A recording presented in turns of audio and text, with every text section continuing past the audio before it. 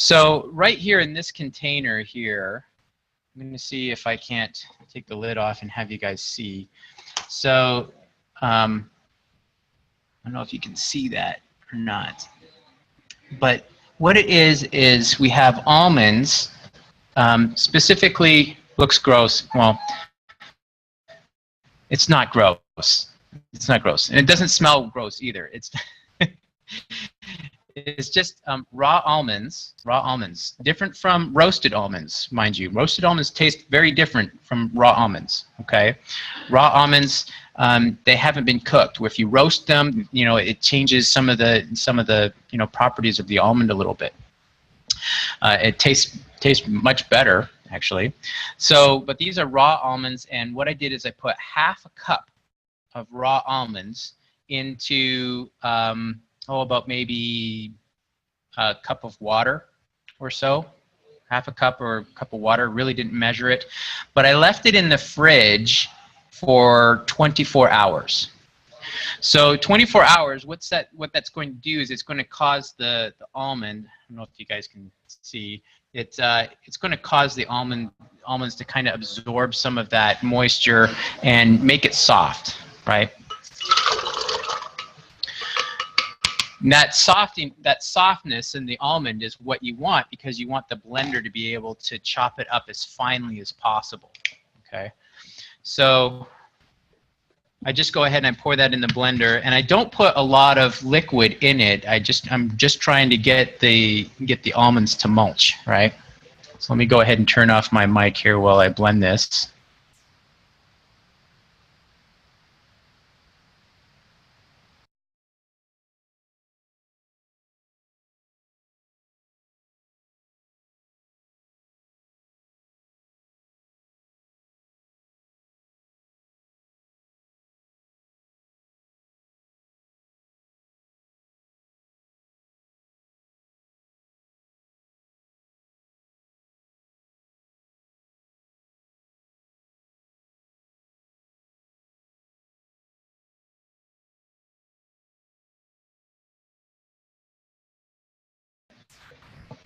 Okay, so I have this stuff blended here.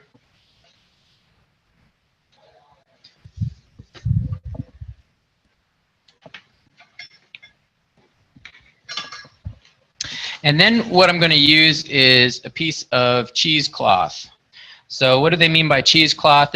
You can buy this in the store, and what it does is it's meant to strain things, so you can actually strain stuff through it. But it's basically like a cotton cloth. Okay. When I didn't have cheesecloths, I would just maybe use like a tea towel or something and then put it in the washing machine when I was finished. But these are actually kind of meant for straining things. So what I'm going to do is I'm going to take a bowl. This is, you know, a regular Ziploc container bowl here.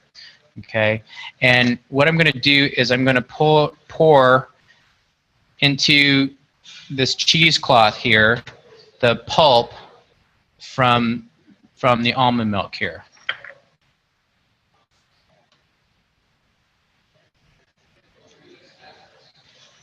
And I want to get all of that pulp out there.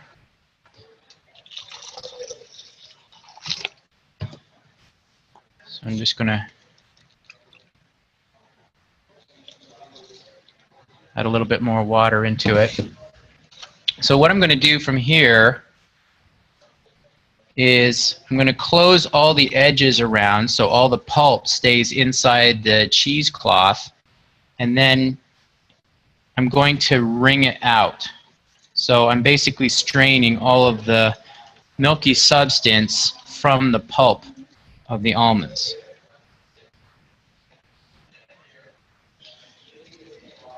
Okay.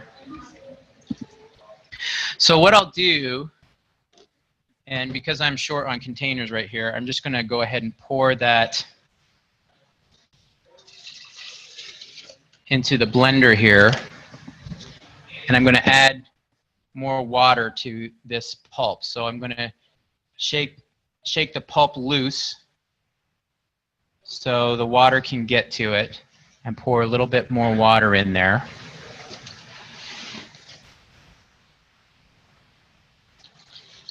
Can you guys see this okay? Yeah, we can see it. All right. So you can shake it up in there a little bit, get a little bit agitated, and then again you want to strain it.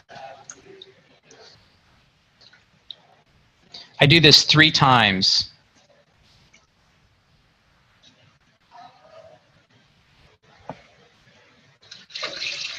And you can kind of, you know, begin to see when you're starting to get more, it's starting to get more clear. You've kind of extracted all the almond milk from it.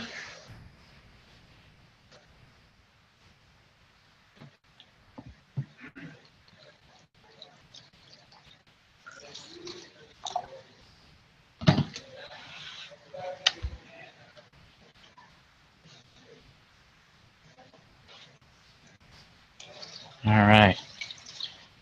3rd time's a charm.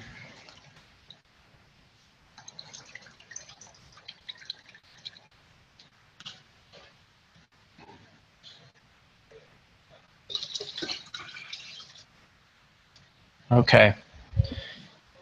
So here I have my almond milk solution. And what else do you think I might need with this almond milk for it to taste good?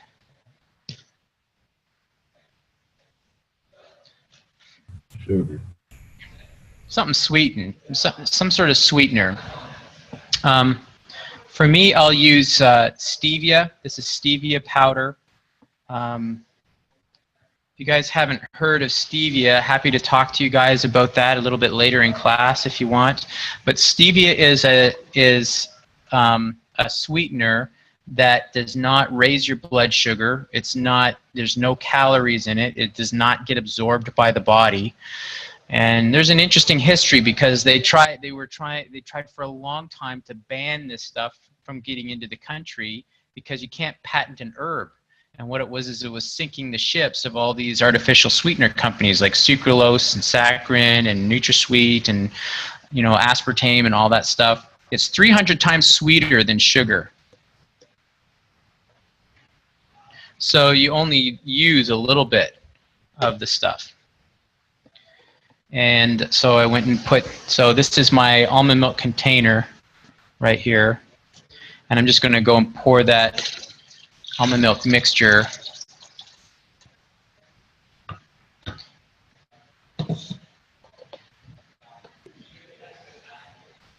and not 100% sure this container whether this is a full gallon or a little bit less than a gallon,